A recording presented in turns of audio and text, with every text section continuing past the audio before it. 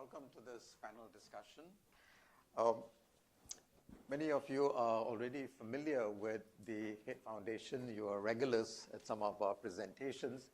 But I thought it might be useful for those of you who are not familiar with the HKIEd Foundation and want to know about what the HKIEd Foundation is, what it hopes to do, what it hopes to achieve. We are registered as a charity in Singapore. But more interestingly, our vision is to become an education think tank based in Singapore for Asia. As far as we are aware, there is no education think tank in Asia. There are, of course, a number of think tanks, but they do issues of security and politics and social issues. But education, which is so central to the development of Asia and has been central to the development of Asia, doesn't have an education think tank. So it's a great and, in some ways, ambitious undertaking, but we think the time is right. Why is the time right? Well, those of us in education and who follow the news, when Shanghai replaced Finland at the top of the PISA rankings, we all knew that something had changed in the world.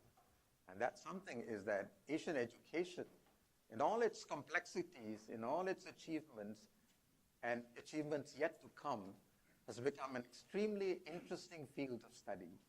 There are many issues, but increasingly the world's attention is being turned to Asia.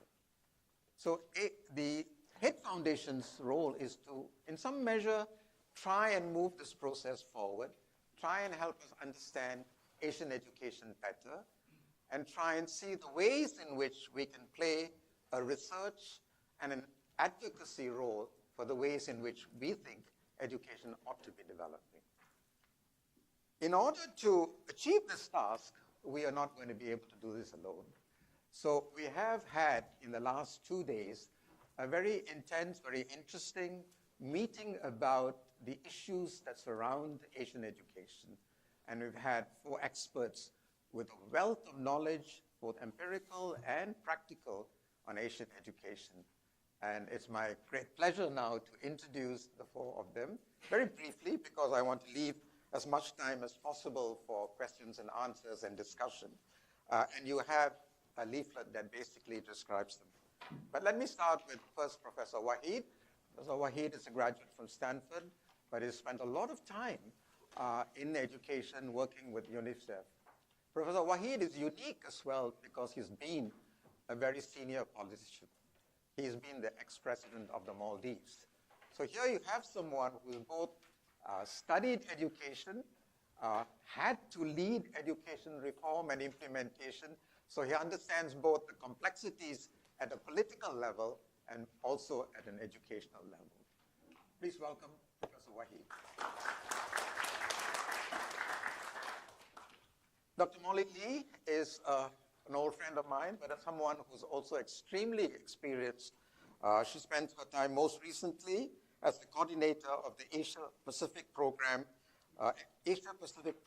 of Education for Development and Program Specialist in Higher Education at UNESCO Asia. She's a Malaysian, has spent time at the university, in my view, one of our leading Asian experts on higher education. So please welcome Dr. Molly Lee.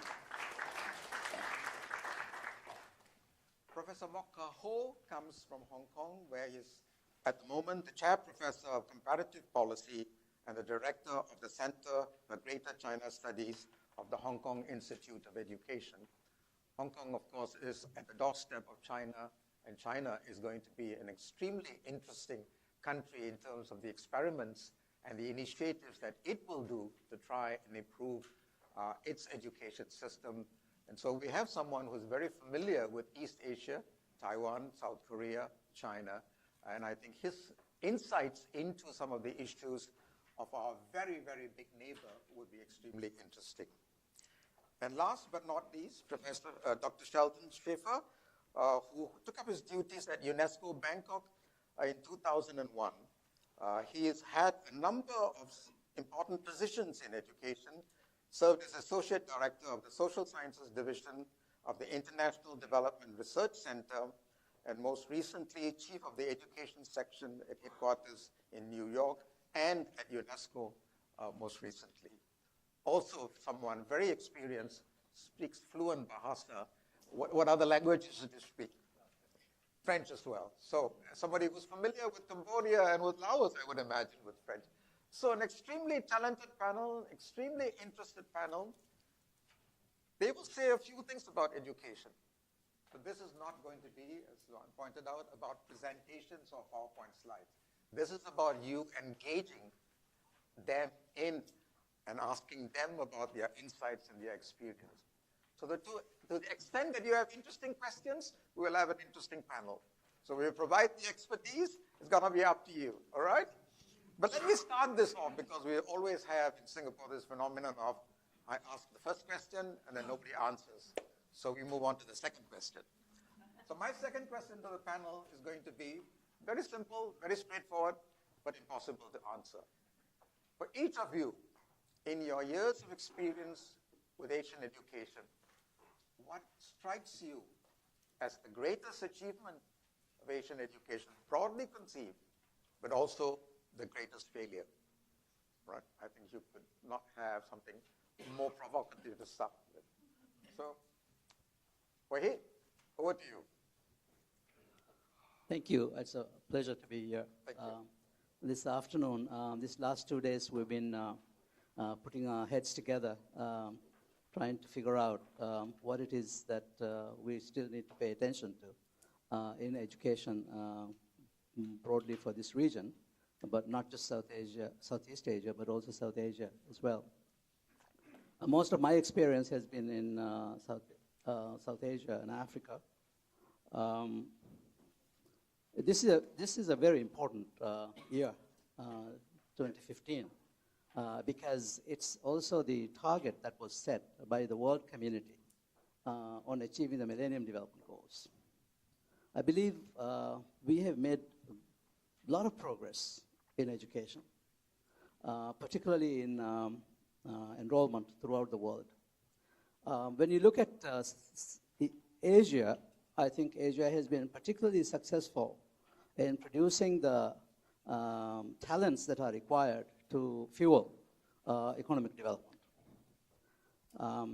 I think our institutions have transformed themselves over these last 20 years or so. But there are also,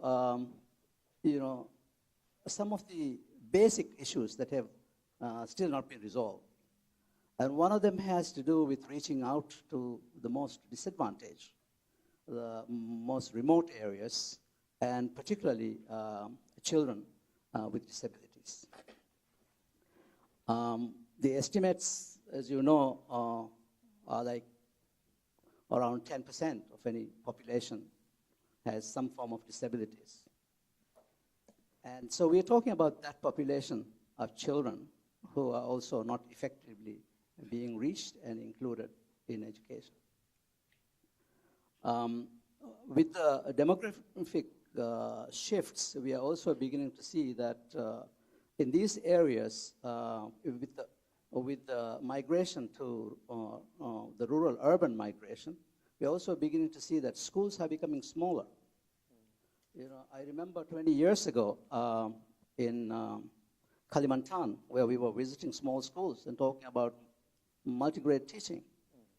It is equally relevant, if not even more relevant today, to talk about alternative teaching methods.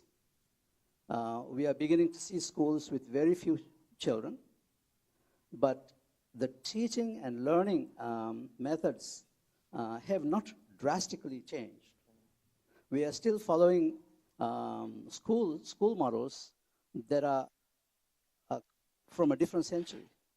So we need to ask again, what kind of education in the 21st century?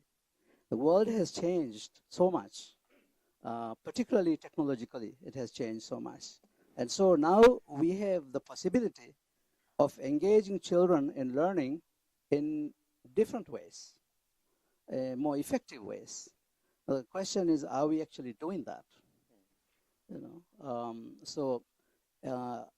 On the one hand, trying to reach out to the children who are not included, including those with disabilities, but also on the other hand, engaging better the children who are already in schools and making learning more meaningful activity for them. So I think these are two areas we still have to work, and a lot of potential for development and doing some creative work. And I can't think of a better place than Singapore to actually be the center of innovation in this area for Asia region. Thank you. Sheldon, can I ask you if you would want to respond and take that? Yes, can you hear me now? Well, thank you, Gopinathan. First, I'm always happy when a chair places the blame for the failure of the panel on the audience. You know, that's good to start with. I feel a bit crippled without the PowerPoint. Okay. I was giving a speech once in Holland in a big hall where there was no PowerPoint, and I asked the Dutch lady, you know, how will I get my message across? And her answer was, we Dutch still know how to listen. So I'm glad to hear that you presumably also still know how to listen. Let me repeat a bit in a way and re-emphasize what Waheed has said.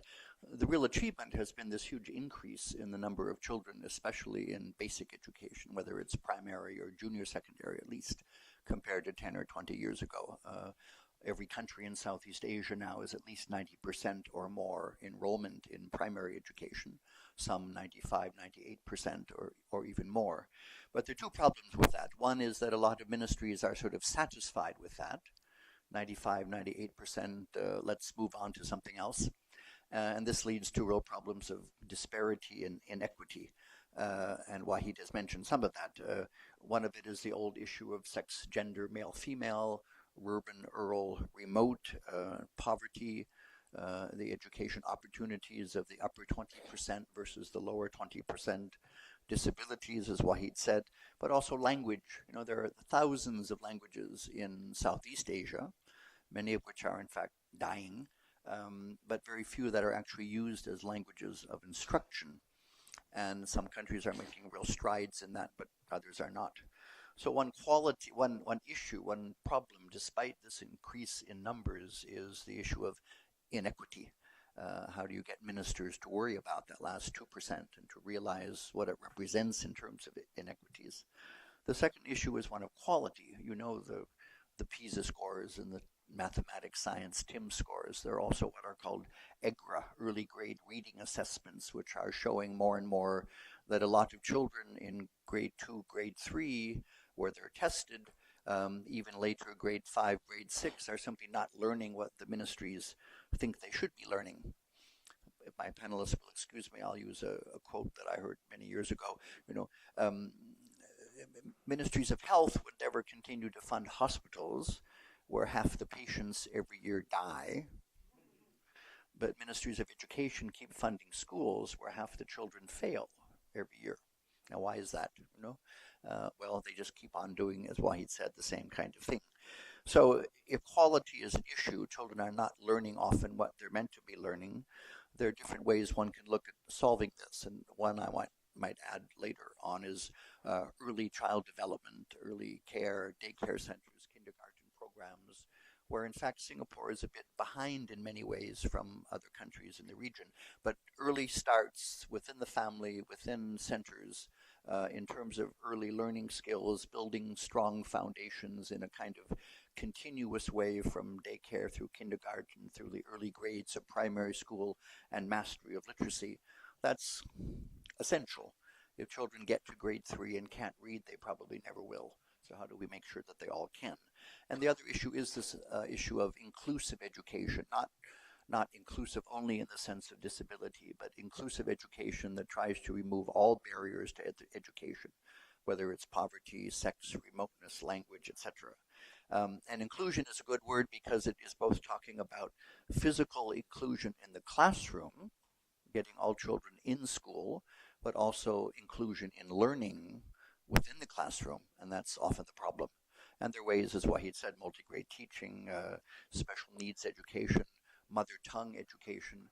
So I think these are the challenges. Despite the achievements, and in May there will be in Korea the World Education Forum, which is following on the UNESCO program of Education for All.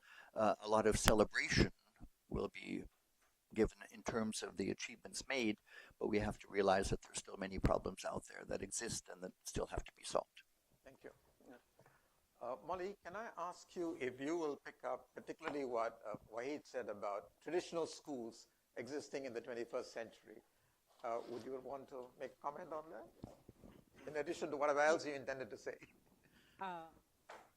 Is this that? Oh, yeah. Okay. Yeah, I think 2 points to start with is that Asia is very diverse. Yeah, you have big countries, small countries, rich countries, poor countries, middle-income countries. So we have to bear that in mind. Now, my colleague has said about getting children into schools. So the issue is, once you get them into school, what do you do with them? Another question is that once they get to primary school, they go to secondary school, and then you find that more and more people are knocking at the doors of universities. So one of the achievement or what we see is the rapid expansion of higher educations.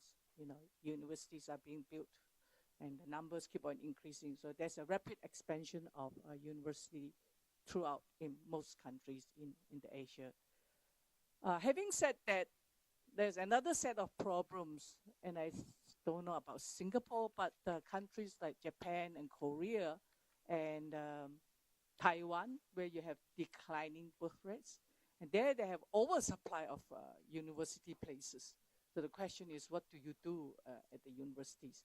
What kind of students you're trying to attract? Yeah. So there's these issues about access and equity. Who are coming to the universities?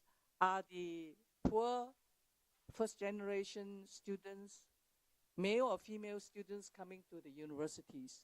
And it's very interesting to note that in many countries, especially Southeast Asian countries, there are more females in the universities than males. I'm not sure about Singapore. Yeah? But on the other hand, in the South Asian countries, like India, Pakistan, Nepal, definitely there are less girls because there are less girls in schools and so less girls in the higher education. So, to your point, to your question, what do you do traditional schools in the 21st century? I think the crux of the matter, I think you said failure, I said challenge, is what do we do with them? What is the quality of education? What do we teach them in Asian school, in Asian universities?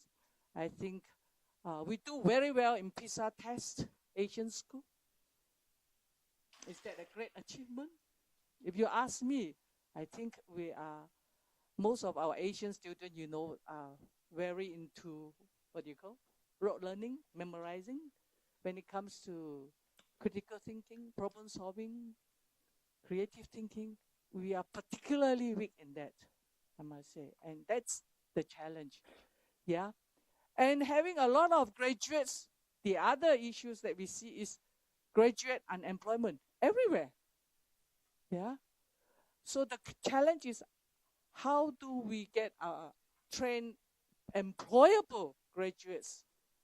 Having said that, how do we train or how do we educate graduates for jobs that we don't even know exist now, 2 or 3 years down the road? So I can raise the question, but I do not know the answer. Okay. Well, maybe you have the answers. You're the last one, so you must have all the answers. Well, thanks for your confidence. And as I was told that there will not be any PowerPoint presentation. I just wonder whether I still have point to say and power to deliver. It's about offering you guys answers. But I think I would like to, point out that, Asia is so diverse. And this is a region that we have to celebrate our diversity. And we have to accept that we are different. But living in the age of globalization, I think we have to admit that, the more we know about each other, the more we have to appreciate we are so different and we have to embrace diversity. And I agree with my, panelists by pointing out about achievements in Asian education, particularly in the expansion and the improvement in terms of school delivery and also higher education achievements. 15 years ago, when we started, international benchmarking by looking into league tables, university ranking exercise, and 10 or 15 years ago, we did not see so many Asian universities, they were on the map. But most recently, in the last 5 years, and as an Asian community, we have to take pride in ourselves that, our education, particularly in some part of this region, have performed extremely well by scoring well and scoring very well in the university ranking exercise. But having said that, as I mentioned, this is a huge, disparity between the high-income groups in the region and the middle and also the low-income groups. So even we celebrate some success story, on the one hand, we have to look into in what way, as a community, we help those, latecomers to become better in terms of offering better and enhanced learning experience. So the Economist come up with an interesting, article saying that the world is going to university. The subtitle is, more and more money is being spent on higher education, but too little is known about whether it is worth it. And I echo, Mohdi's comments that the more university places we create for admitting more students from high school, would it mean that we are fulfilling, their dreams to become university graduates that they can match with the right kind of jobs? So of course, we all have to celebrate about enrollment in university has increased tremendously.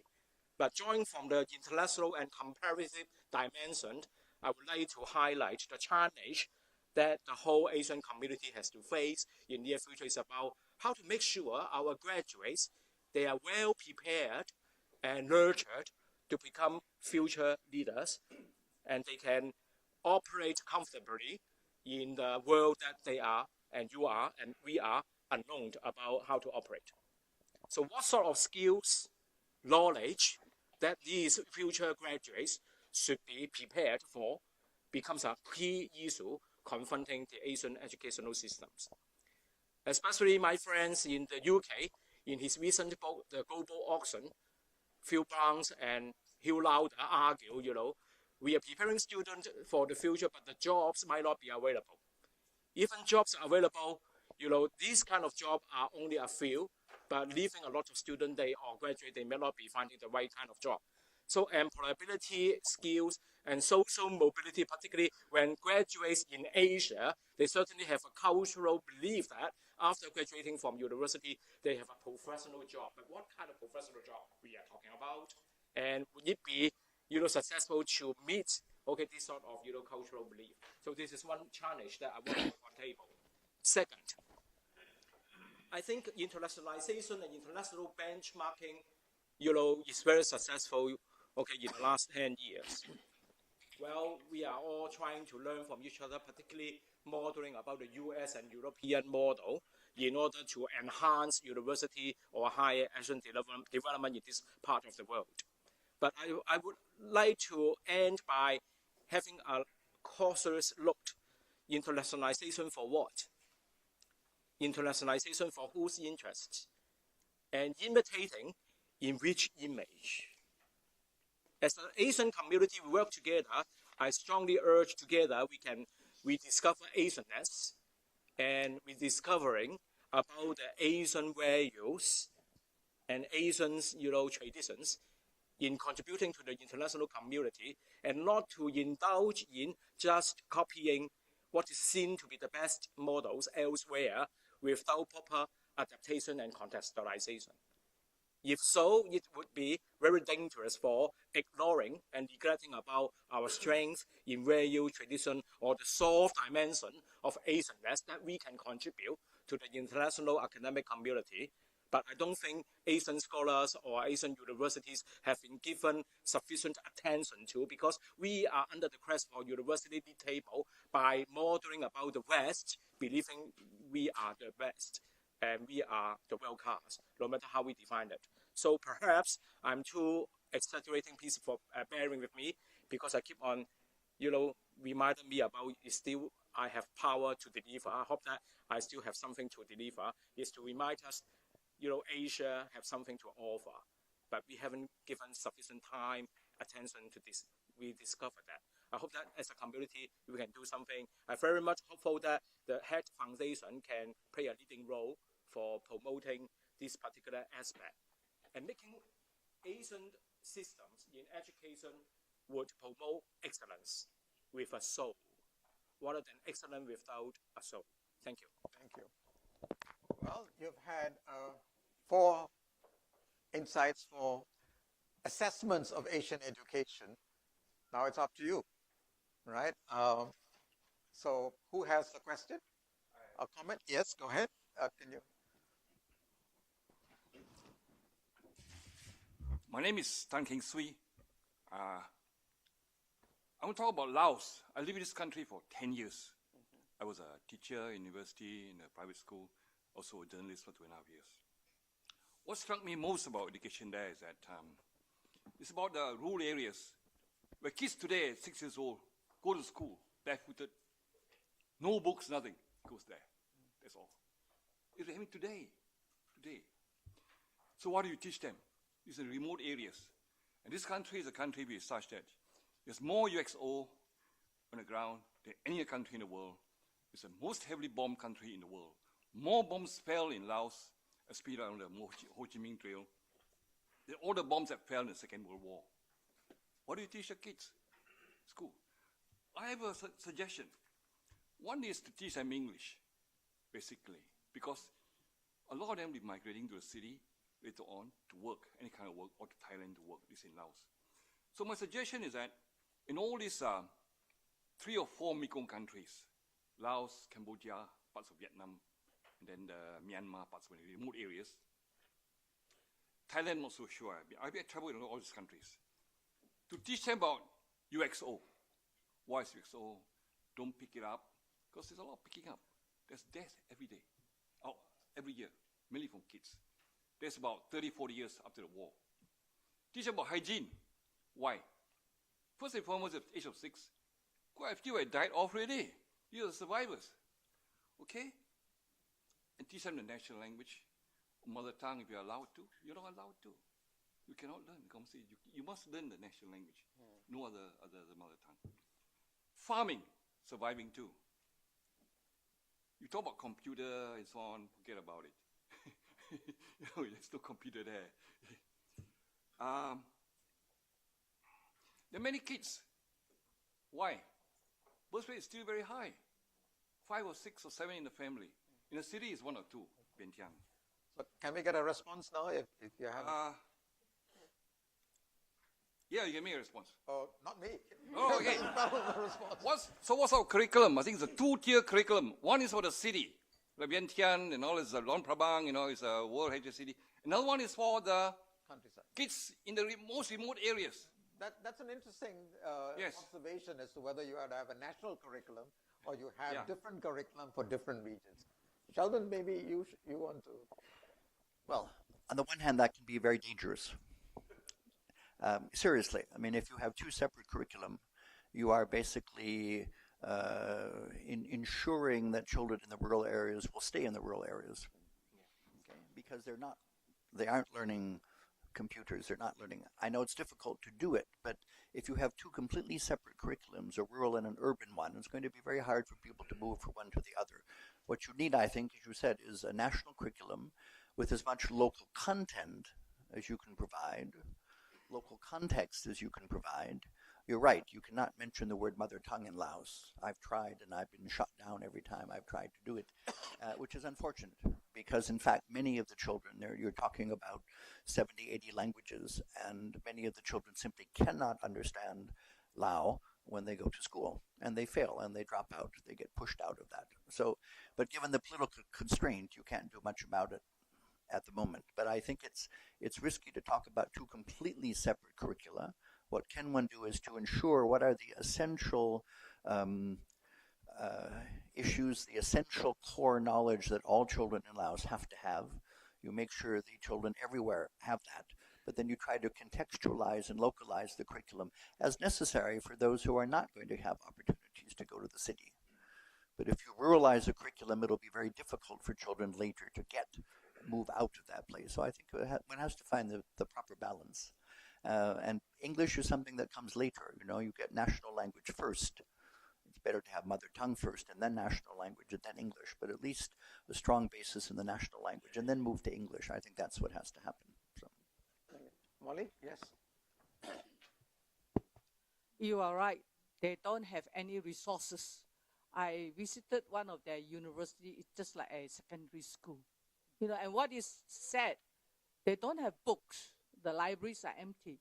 So what did they ask UNESCO Bangkok to do? They said, give us $500 so that we can photocopy the Laotian lecture note from the National Laos University for the other 2 university lecturers to use. The other thing that we did was they understand Thai. So I went to the Ministry of Education in Thailand and said, please donate whatever books you have in the universities for this Laotian university, which the Thai government very generously did. English. Yes, all the young people, everybody is going for English lesson. So I said, why don't you make English the second language of your country? I mean, that's what we do. Oh no, we cannot do that because the French colonial power will not be too happy about it. The third point, you have in Cambodia, Laos, you have top management people. They know exactly what to do. They have been exposed. They have been to international meeting. What they lack are the mid-level people to help to implement the ideas. There's a huge gap there. Thank you. Waheed, nothing? Yeah. Yes. Okay, I'm Patrick. Okay, I bring up this increasing number of graduate unemployment. Okay, is that linked to unbalanced resource allocation, like in the rural area or sub-rural area, like in a village or whatever? When there's a pace of development, then the job creation, number of job creation, and when you plan a university program or whatever, you could not be able to cater to the pace of growth and development, and that results in unrelevant number of job creation in that particular area, and you offering courses that's not relevant.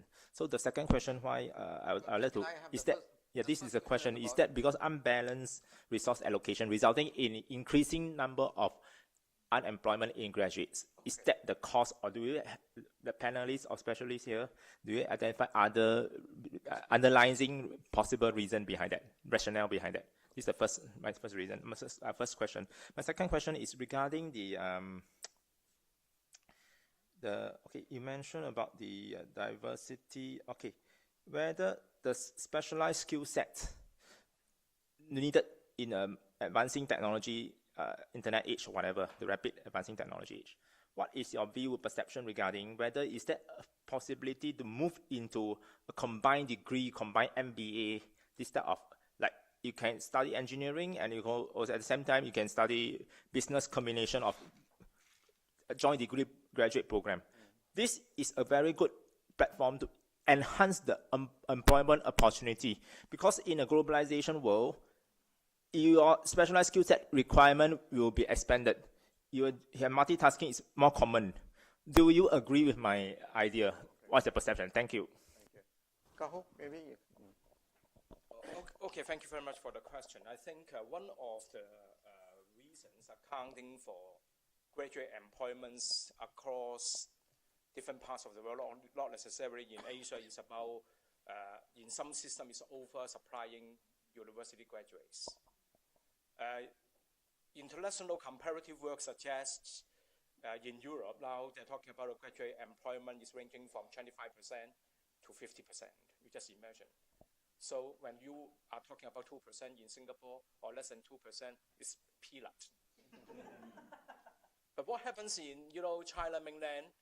For instance, last year they graduate more than 7 million from undergraduate alone annually.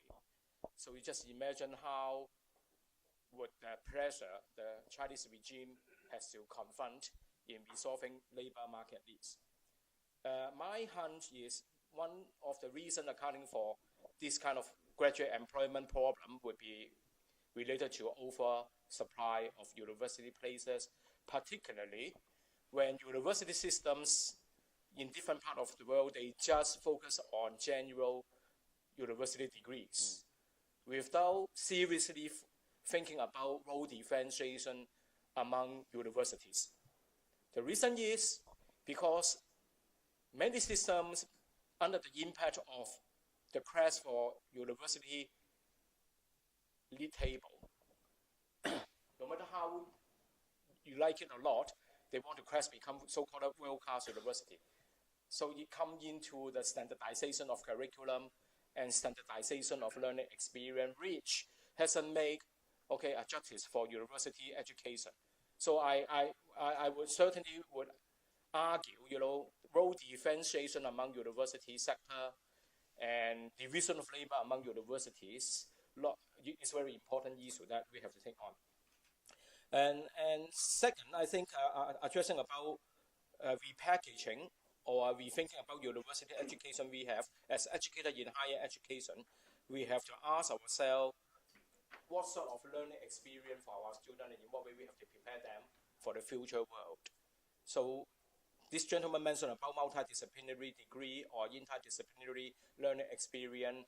I think this is one of the pathway, but this is related to my point that I just outlined is about role differentiation and also the division of labor among university. Singapore is quite good because you still maintain the polytechnic system. Right. In Brussels, they have degree being offered to those graduates they are good at vocational and professional track. They are also getting university degree, but leaving those they are academically interested, pursuing about academic degree. So you give the leeway, for training talents. As global cities like Singapore or other global cities, I think this is the way forward to think about creatively what sort of university education we are preparing. But I think we have to think beyond the box.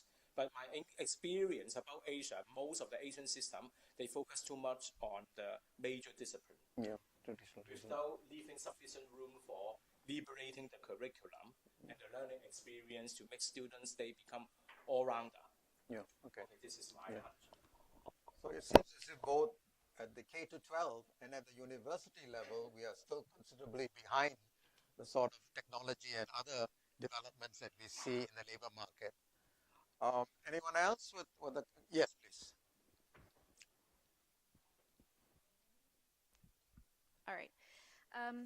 I think I'll just start quickly by adding a point that supports the conversation we're having right now, that in a very timely way, the Canadian Broadcasting Corporation just released a report, or a report on a report that was recommending 30% of university placements in Canada be cut in order to support and push more energy into polytechnics. The finding being that the kind of attitude of economics and more bums on seats in the university system wasn't serving anybody, industry, the economy, or students themselves.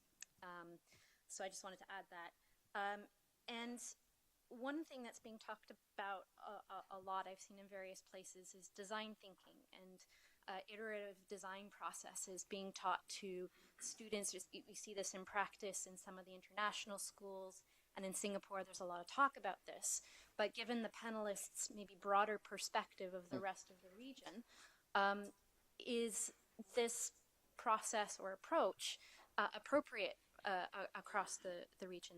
And do you know what You're talking about a design process. The design process, yeah. Give an example of what that might look like, because not everybody might know what that meant. Okay. It's, and I'm speaking from the perspective of a designer who's transitioning into design education, so that's where I'm coming from. The design process is an iterative process where you start with a problem and you apply the design process to solve the problem. Right. And it's an iterative process where you start with exploration, you try it out, you try hypotheses, you build prototypes to get to your solution, and it builds learning from your failures into the process. And what level of education would this be? Would this be elementary, this secondary, or higher education? I think I'm directing my question more at the primary and secondary level. But maybe that is a good question, how that works into it more general university education, not just the specialist design programs. Anyone on the panel wants to give that a view? Well, I think it would be hard. I mean, I think, you know, the systems around the region have been trying now for years, actually, to promote, you know, interactive, child-centered, inquiry-based education. I was reading recently a history of the reform in education in Thailand over the last 15 years, and there was one of many ministers in Thailand, unlike many countries, has, until recently, has had a new minister every 7 or 8 months, and so there's a lot of turnover. But one minister came and said, you know, by next year, every teacher in Thailand will be teaching child-centered, interactive inquiry.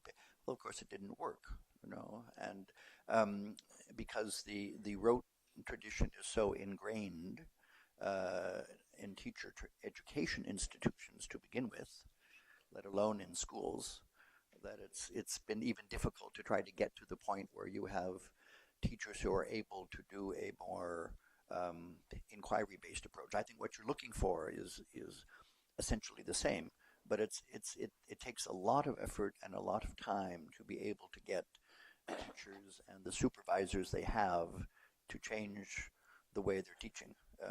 It has to be done.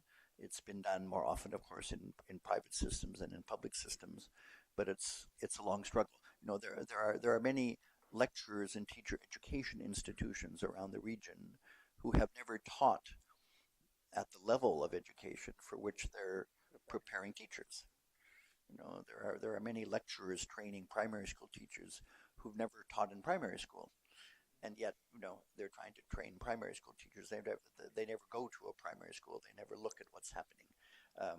And so teachers come out of education, their own education, teaching the way they've been taught, which is also rote-based, and they simply replicate that. So it has to be done, but it's much more difficult than one thinks. One of the failures of reforms around the region is that people at the top of the system think that simply by proclaiming something has to happen because it's new policy, it'll actually happen in the field immediately. And in fact, it takes a long struggle to get that done. So yes, it should be done, but we have to work on how to make it work. This side has been very quiet, so I think I'm going to give them a chance. Go ahead, yes. Good evening. I'm a housewife. Somebody likens children to, canary in a coal mine. They succumb very easily when thrusted into a toxic environment. So I would like to know if can you make an average teacher into a good teacher, and can a good teacher become an excellent teacher? Thank you. Ah, okay. Waheed, teacher education. This is up your street.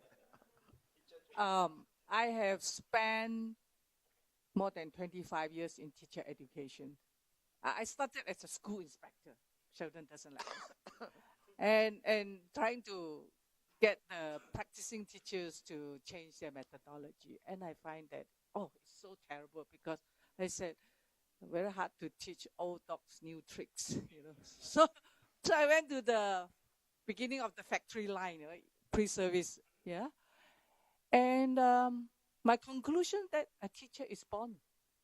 You can get them to improve a little bit, but there are some that I have sleepless night to get that person out, because, like any university, you're under pressure to pass all the students under your supervision. And you know that this guy cannot teach for peanuts. But you cannot fail, that was a real nightmare. You feel so responsible to put that person in front of the classroom, especially science teacher, you cannot even manage a science lab class, So a teacher is born, period. Right, Sheldon has a response. Yeah, go on there. I might not be quite so pessimistic. I mean, I think, there are usually the typical system in the past, and it's still happening in many places. Teachers are recruited purely on academic basis. It's often a second choice career because teachers can't get into a better faculty, so they end up in teaching.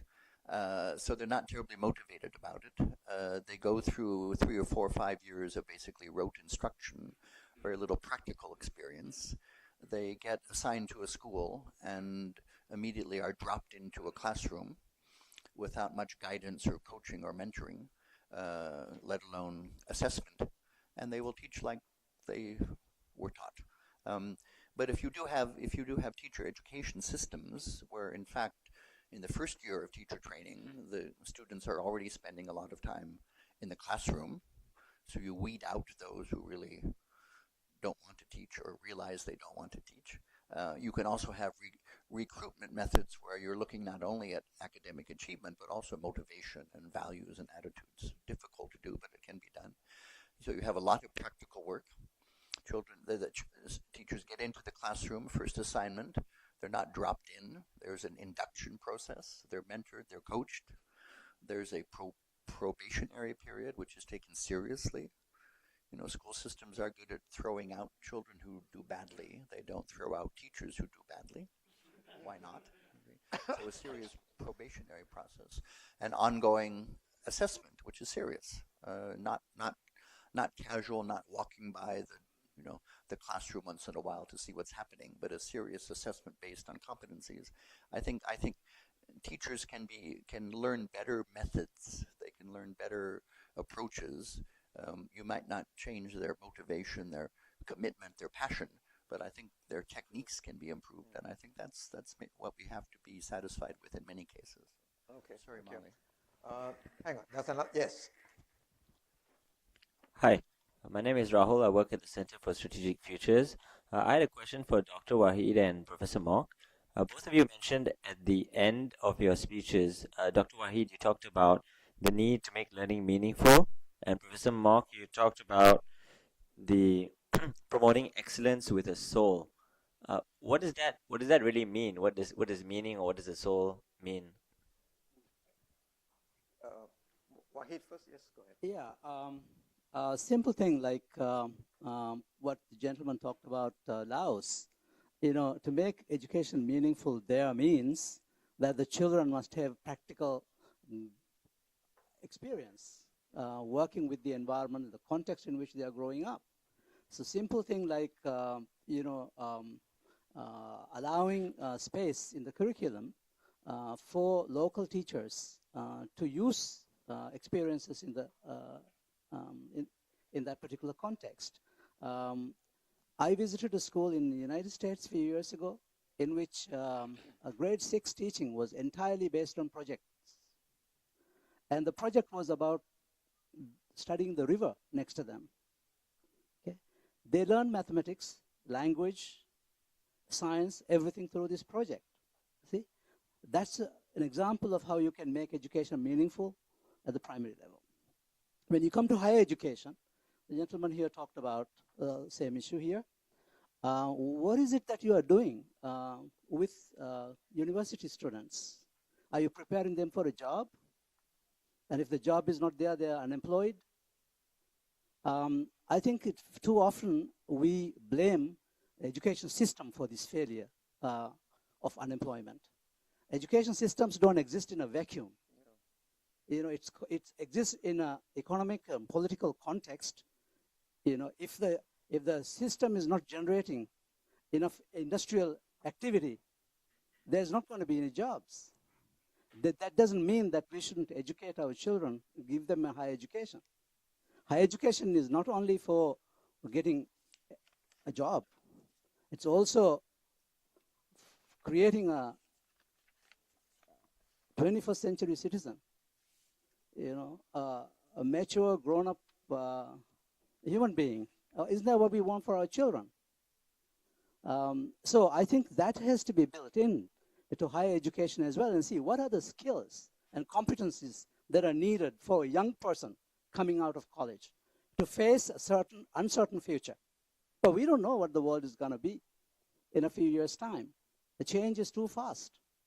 Okay? But my concern was that the education systems are not changing, enough to correspond to the changes in our society, particularly technologically. You see, I don't know why everybody goes around, big, all the children are still carrying big backpacks full of books to school. They can't even, they can hardly carry with them. When they could, all of that could be in a little thumb drive, right? And this doesn't cost an arm and a leg these days. Of course, there's the issue of financing in some of the countries, and that has to be addressed. That's the problem. We are still talking about so many of the old problems without having solved them. One of the old problems is inadequate education funding. Laos, where is Laos going to go if it is not going to invest in education? Where is any country going to go if they are not investing in education? So some of the old problems still continue to be there, but it's not because we don't know the answers. It requires political commitment. It requires citizenry that is also demanding of change. So how can we, as educators, create a movement, that is first of all among ourselves, that we become thinking and innovating and creating people in our institutions, in our teacher educations, in our NIEs, in our universities, and then get this through the system, right? If the poor teacher in a rural school doesn't have the support that is needed professionally, to do something differently, is never going to do something differently. They'll continue to do the same thing. Particularly the people who are supposed to supervise and give promotions, if they are not going around seeing what the teachers do, if they are not encouraging the teachers to do better, it's not going to happen. There are we have experience of simple things that are taken into the schools that transformed classroom practice. There are lots of examples of it, and it can come from the society and the context itself. I had a Bangladeshi puppeteer who came to teach students how to teach elderly teachers in primary school. Some of the ladies are in their 50s, teaching primary school for all of their lives. And when we first suggested that the puppeteer should come in and teach these teachers how to use puppet for classroom teaching, it was like, trying to do something completely impossible. But the kind of change it brought in the teachers was amazing, All elderly ladies sitting there with their thumb puppets, using completely different voice, and talking to children. That kind of change is possible. We have examples of that. Good, thank you. The possibilities of change is important to remember, and it's not just either relying on the ministry or relying on some authority, but really relying on the community. And there are, I think, many, many examples of transformation. So we must not despair too much that things have not quite changed. Okay. Well, thank you for the question. I think it very much depends on different countries or nations' ideal graduates when reflecting upon the notion that excellence with a soul. And Professor Levis, former Dean of Harvard College, in his book, Excellence Without a Soul, basically argue and remind educators to reflect a very fundamental question: what we are doing education today. Are we doing education only to make our students and graduates more competitive in the labor marketplace, preparing them the hard skills and knowledge, but without giving sufficient attention to the area about the soft dimension of skill?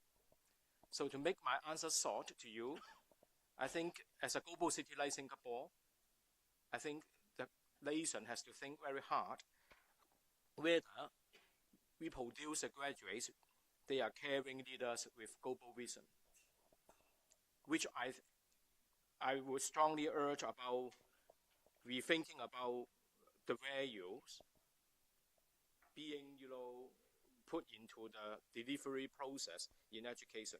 And it's very much depends on the process in which we can help our younger generation to think deeply and think through the purpose of life and look for meaningful, life, especially when they are talking about job market. This is extremely difficult in a contemporary world because there's a pecking order in the labor market. Is a certain kind of expectation in the occupational ladder. But if we are talking about education, is to enhance our future leaders, and we are preparing the leaders. It's not only for confining for certain kind of industries. Then we have to rethink and deeply engage in reflection on this particular issue. There's no definite answer and not quick solution, but I think as a community of educators, we have to think about this issue quite seriously. But it varies because it very much depends on the national goals about what sort of graduates and what sort of citizens we are looking for. And it may be varying among different countries. Thank you. Yes, go ahead. Hi. Hi, my name is Jia Chen. I run a social initiative called The Hidden Good, and I also do research with NIE and early childhood. So my question is on testing. So the Singapore government recently has taken, they've seen more value, I think, in early childhood. And yes, we are a little bit behind, but I think we're trying to catch up now. But so, you read all these like policy briefs that like, we want to do this in early childhood. We want child-centered learning, play-based curriculum. But the other side of the spectrum, when they go to primary school and secondary school, the testing, the way we test still doesn't reflect that. And I think even in primary and secondary school, there is a push towards, the intention is there to create more critical thinking, problem-solving skills. But I was wondering if you saw, what would the possibilities for change be in the world of testing in the Asian context specifically? Well, I think this is an extremely important question. It doesn't help, and you're right, to try to promote child-centered, interactive learning, play-based learning in daycare, early kindergarten, early grades, if in fact you're going to have a entrance exam to grade 1 based on your literacy. It's contradictory in terms. So one has to look carefully as you develop an early childhood program, not only thinking of daycare, kindergarten, but continuing through the early grades of primary school. The global definition of early childhood is 0 to 8, actually, and we forget that often. It's usually 0 to 5 and 0 to 6, and then they're off. They're children, when in fact they're still young children gaining the essential foundations of learning. So it's important especially to make sure that the transition years leading up to mastery of literacy are not assessment-based but remain child-centered and sort of play-based. I remember I looked years ago at different methods of transition from kindergarten to primary school, and in the Philippines they trained all grade 1 teachers to teach the first 8 weeks like a kindergarten.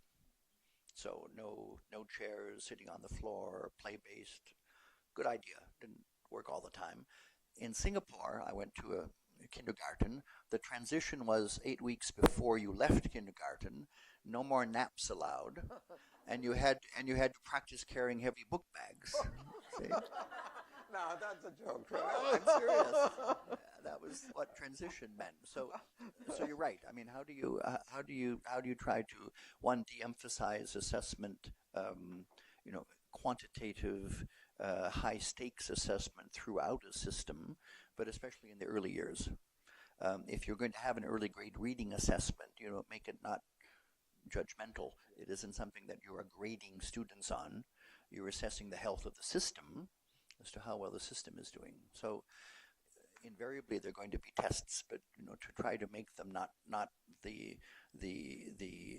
only thing that's going to lead or not lead to the child's success in the future is very important. So especially in the early years, developmentally appropriate, consistent, seamless from the early years through early learning, mastery of literacy. Then perhaps you have to get into more formal kind of studies. I was recently in the Philippines Early Childhood Development Council Secretariat, which should be quite progressive.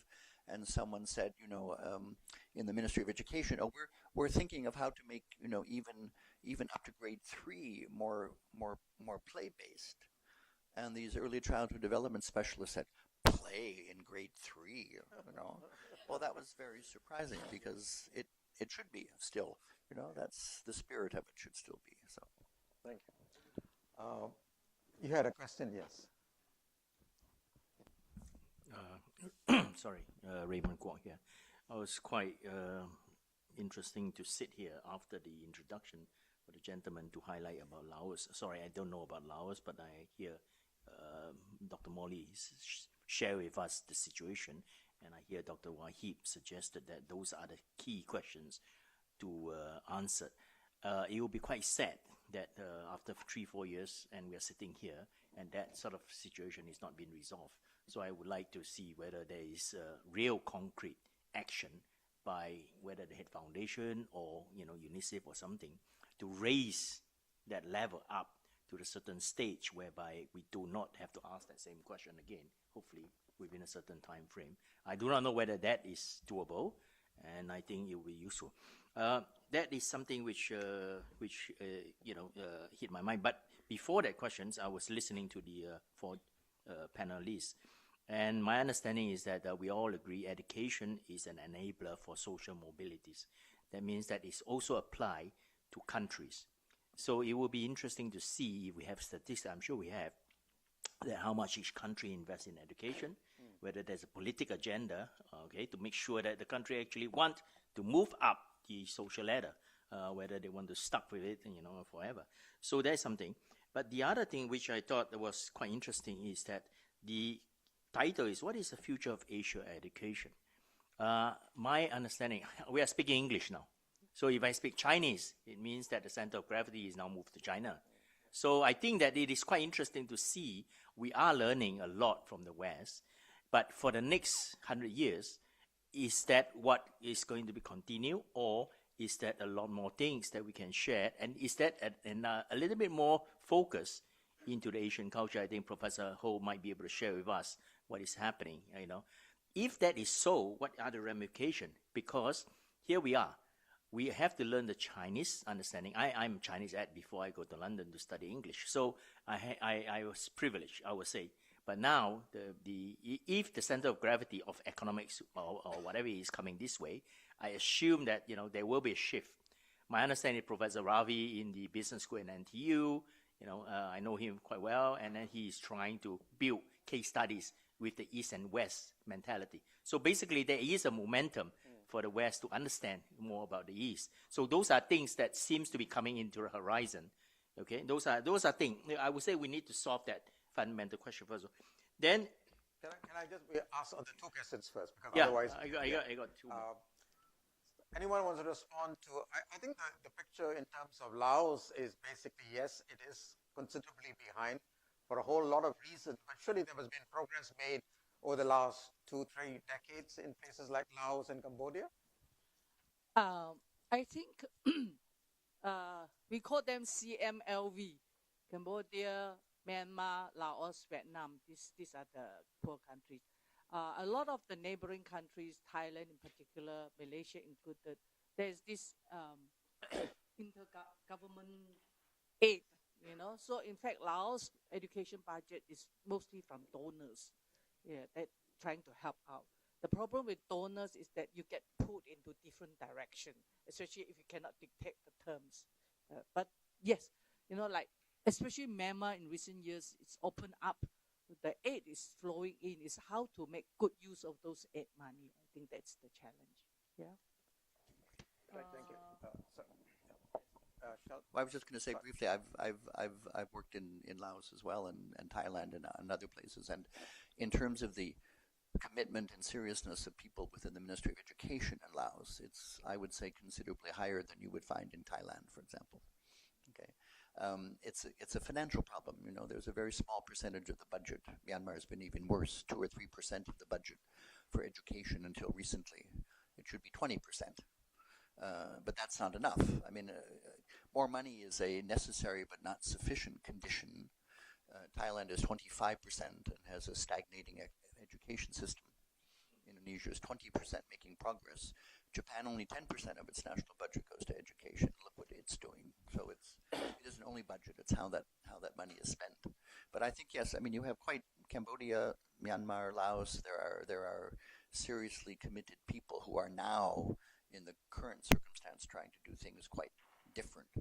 But they're constrained, as you say, by national budgets, a lot of the money going to defense instead, for example, and therefore depend often on donor funding, which have their own priorities and agenda. Yeah. Oh, sorry, I'll come back to you. Waheed, you had something?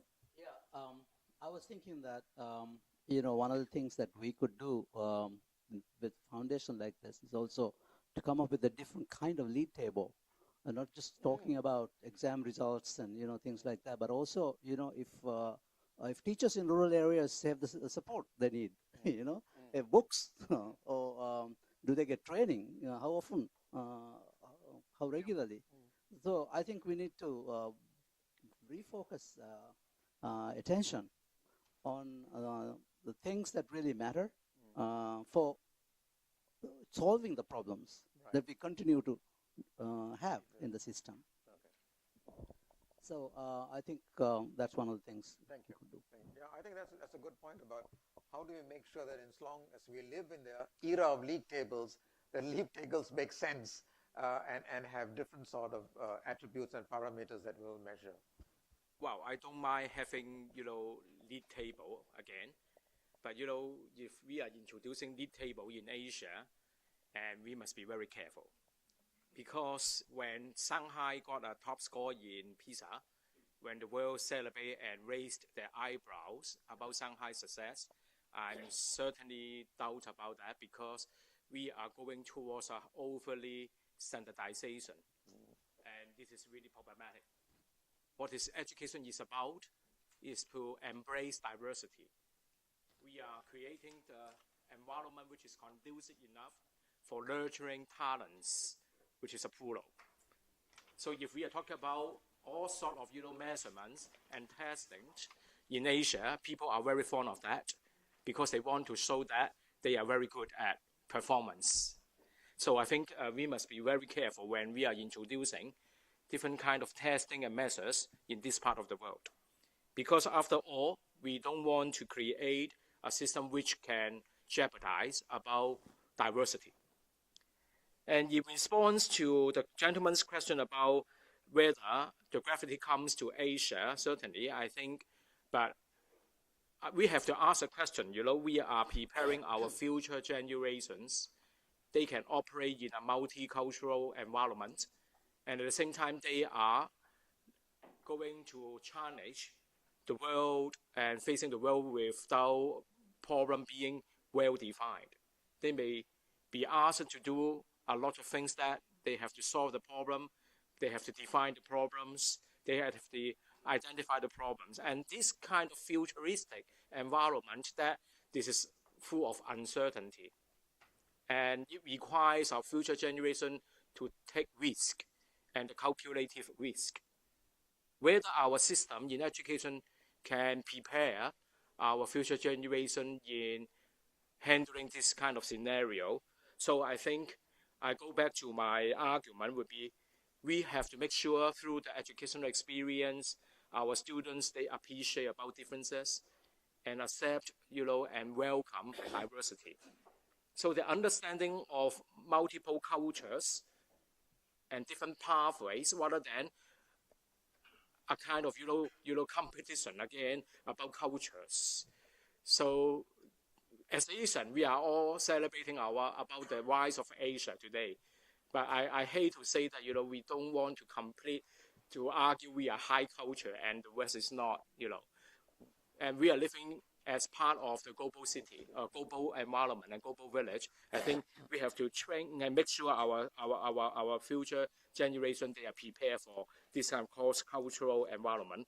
So appreciation of culture in this part, I think we're discovering about Asianness is important. We are contributing to a better understanding about the international community rather than highlighting about our success here and we take pride on that. That's okay, but don't engage in an unnecessary kind of hegemonic competition. This is my view. Thank you. Yes, Dennis. So. Hi, I have a question, and it's about the resistance to change that's been happening not just in Asia but around the world as well in terms of educational reform. In 1997, we have in Singapore the Thinking Schools Learning Nation, which is a move towards a more student-centered, inquiry-based, constructivist approach. And 20 years later, we're still trying to make that move. The minister has already highlighted that we're trying to emphasize those particular skills. Part of the reasons I believe, or we hypothesize at least in NIE, is that, and this is quite common in Asia as well, high-stakes testing drives a lot of what happens in the system, in schools, in parents, etc. The problem is, high-stakes testing is also a necessary part of the entire educational system. You can't budget. You can try and remove it, but there are consequences, severe consequences down the pipe. On the other hand, what about if you can actually capitalize on high-stakes testing to change the system? That's one thing that I want to ask you. So, for example, we talked about appreciation of multiculturalism, appreciation of Asianness. If you can actually test for that, would teachers then change, like homing missiles? They would suddenly change the way they teach, and they'll start to teach all those things, which are now suddenly very important for the future of the country. So, what's your thoughts on this? Yeah, sure. No doubt, the testing, the assessment, in a way, control what goes on in the classroom. You teach for the test, and this high stake is so important because it determines the future prospects of the student. And why is the case? If you go to Australia, you go to the States, there are more university places than takers. Whereas here we compete like hell, especially to go into the prestigious university. Because you can go on the door if you don't want to work, The social security net is so, takes care a lot of the disadvantaged, group. But here everything is left onto the individual. And why is it not changing? Because coming to the university, what are we doing to our students? What kind of student activism do you have in our universities? Everybody is for their own self, interest. How are we protesting? Are we speaking up? We are not, because we need to pass exam, we need to get the best job, we need. So it's a vicious cycle because nobody is speaking up. And so the system won't change. And the rich get richer, the prestigious get, you're talking about social mobility. After a while, you ask, is there really social mobility? Is it your degree getting what job you're getting? Or is it who you know?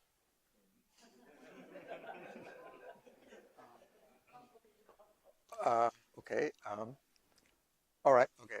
Sorry, just Waheed, and then a short answer, and then one just question. to continue on that, also, I think the workplace is now expecting workers to have not just mathematical skills or business skills, but also softer skills, social skills, the ability to get along with people, work in a team, be able to control emotions. These are the kinds of things that are being valued in the workplace, in the big corporations as well. But we don't test for it.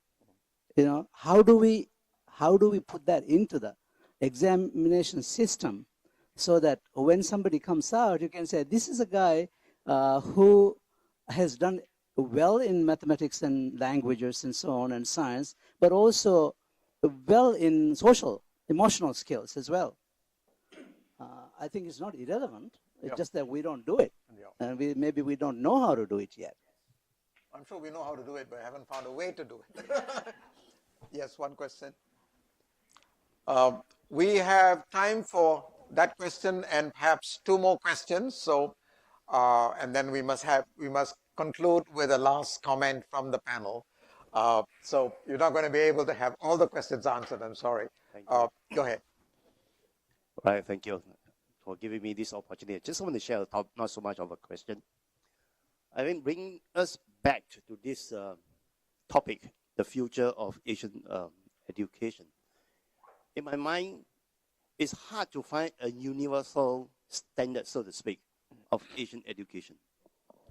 I think every society that we look at in Asia, I think the education is very much controlled by the government of the land, right? And that the way the education system is being implemented is targeted at the economic requirements in some ways.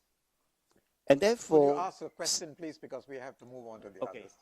So that's basically my thought is that there isn't a universal thing because every society progresses at different pace, and therefore it is hard to find a singular platform whereby we can say, yeah, this is Asian education in some way that look or behave in a certain way that is Asian in outlook.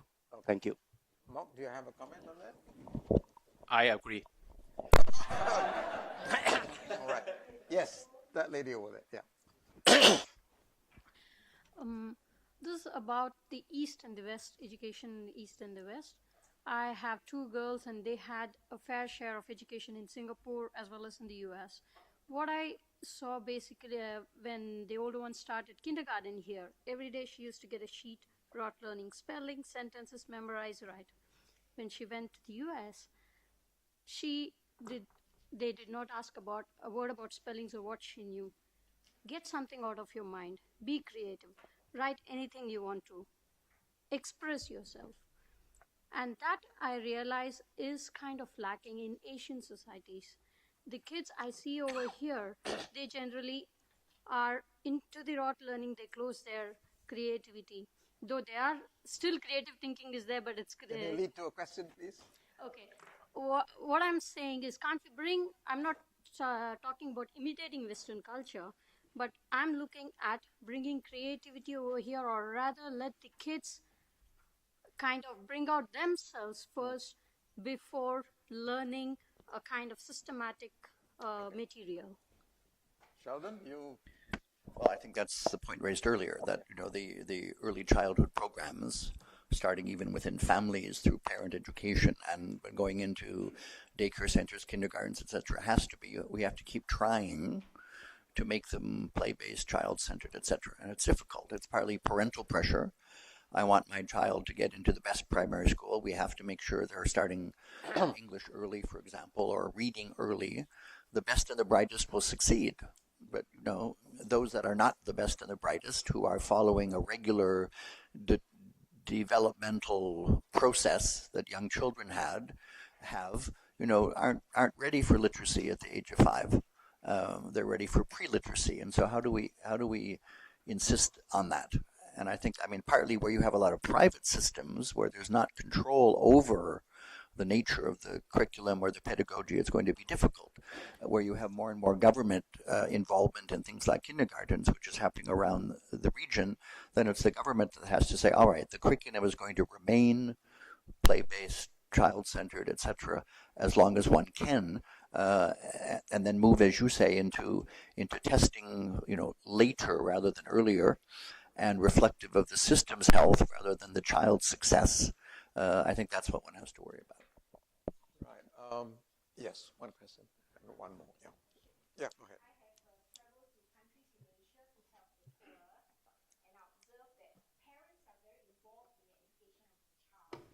And to keep this Asian value, I feel that we have to bring the parents, the elders, or in the community system and the education system. So this is my question to Professor Mok. How can we bring the parents into our education to educate the child and even the young? In Indonesia, when the young people get married, they have a custom where the elders impart values to them. In Singapore, the parents are only involved by sitting on a board, give money, do community work to get a place in a child. But the parents are not integrated into the education system to teach the people. So how can we do it in this education by adapting the integrating the parents into our education system to retain the community values. Thank you. Do you want to try that? Well, I think again, Asia is so diverse that there's no singular, approach could deal with the issue you just mentioned. But I certainly, being, a father of 2 girls, I understand that, education is only part of the school system, and parents and family have a very important role to play, especially we are talking about whole person development. And my understanding about education, the formal education is not only about schooling for knowledge acquisition. If we are believing in, whole person development, I believe not only about the family, the parent, but also the whole community would have some role to contribute to nurture the kind of graduates and the kind of citizen. So I think a partnership, how to define the relationship and the role, I think it really varies because different Asian community and family or parent may have a different expectation. So, but I certainly agree with you that, a certain kind of role and partnership would be important. But using your phrase, integrate, I think some national system would have some worry about integrating parents in education and formally, because I think teacher professionals would also have some concern if parents become part of the formal education system. Who is a professional then? Thank you. Yeah, this is okay. Okay. One and then one last question. Yes. Thank you. We are talking about education for school children and basic education for less developed nations. What are your takes for education for senior citizens? Do they need to keep on learning? Or is this a way to develop human resources as what we have in Singapore? Thank you. Well, senior citizens. I get, as the oldest person on the panel, I would guess, maybe not. I mean, I would agree with you. I think that's a problem. And the idea of, continuing education, broadly defined, there simply has to be the opportunities. It's the last thing most countries think about. Laos is not going to worry about it. Myanmar is not going to worry about it. But having the opportunities to do, not only to learn to make, but to make useful contributions. There are systems that bring back retired teachers to be able to become teacher aides or assistants or supervisors. They're a way to make use in terms of local content, local knowledge, wisdom, local community wisdom. I think it has to be done. And as I say, I worry more about it every day as to how one can. I mean, this is a good example, I think, that you have a lot of white hair around this room. And thanks to the Head Foundation for, or no hair around the room. Thanks to the Head Foundation for making that possible. Thank you. Right, you're on. Thank you. I have 3 questions here. No, you have 1 question. Okay, sorry. Okay. Choose the best of the 3. Let me say this. If not, you say high-stake education. I believe we need teachers who are extremely professional in their choice of major. So if you talk about secondary school, I believe in future, if we need people to be very well educated upfront, then we need teachers who are educated in their field to come and teach, and not straight from college or go to national education school to learn as teachers. So would you think that it is possible in the near future we see this? Okay, that's my last question. Yeah, go ahead. Talking about Singapore. No, he's not mentioned national education. I think this is about subject matter competence. Am I right? That subject matter competence is important. History. Right, okay. The teachers who are trained in history, they are professional to teach them. Right, okay. Not the teacher that have to teach everything. Right. Molly, as a teacher educator, do you have a comment? If you talk about Asia, I always like to repeat it. It depends on what stage of development your system is. When a country like Laos or Cambodia beginning, you just grab anybody and put them in front of the classroom because you're so short of teachers. Then slowly, for O-level graduate can teach primary school, graduate teach secondary school. It go on stages. And when you don't have the right mix of teachers, then you have history teacher teaching English, you know. But then later on, when you have the formula work out, then it kind of sort it out. But a lot of time we have the impression that, oh, the weakest class, give it to the lousiest teacher. Grade 1, give it to the, the not important, the good teachers, put it in grade 6 and that kind of thing. So the deployment of teachers within the school is very important. I agree with you, the content knowledge is important, but that is not the only thing. Teachers is a role model. What kind of values you impart to your student is so important, more than getting them to pass the exam thing. Just a brief comment, and I know we're almost finished. In one of the major challenges in the less developed countries of the world is the expansion of secondary education. I mean, you get to the point where you have achieved almost universal primary education, albeit not good quality and still disparities. But how do you expand secondary education in rural, remote areas? And you simply can't.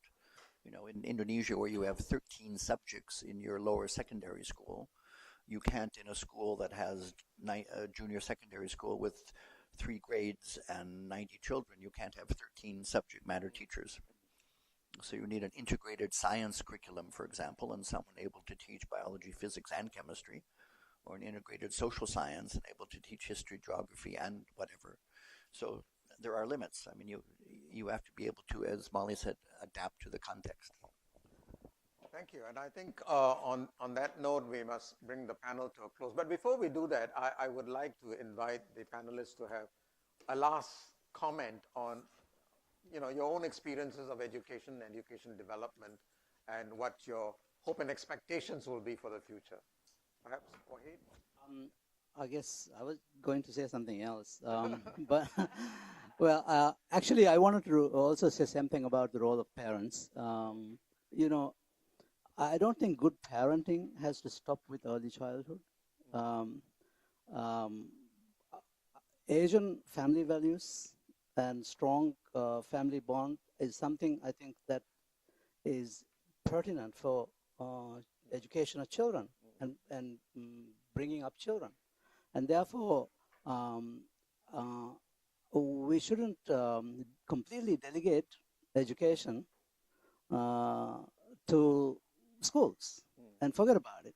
Okay. I know, particularly in developing societies, we have a tendency as child grows older, we feel we don't have anything to say, that we don't have anything to teach, and then just, but today, more than ever before, with the kind of available technologies and so on, we can be more connected to our children, and we can be more supportive of children in their schools and their academic work also.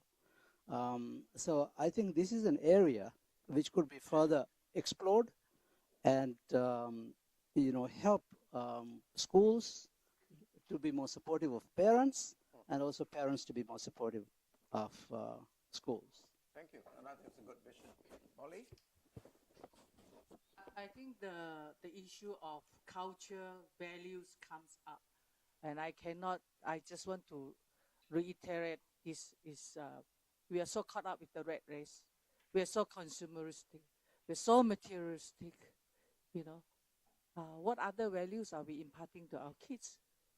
Compassion, ethics, graduate with a soul. Look at what is happening to, what is that place called? The Wall Street? Wall Street? The Wolf of Wall Street. Yeah. So, are we saving our planet? What is climate change doing? I think these are the issues that we need to talk about instead of bottom line making money, So I think that's something that is very important that sometimes we tend to forget. Thank you. Thank you. Sorry, can I supplement this? You say which level is the best to impart this type of value? Which level of the educational? From cradle to grave.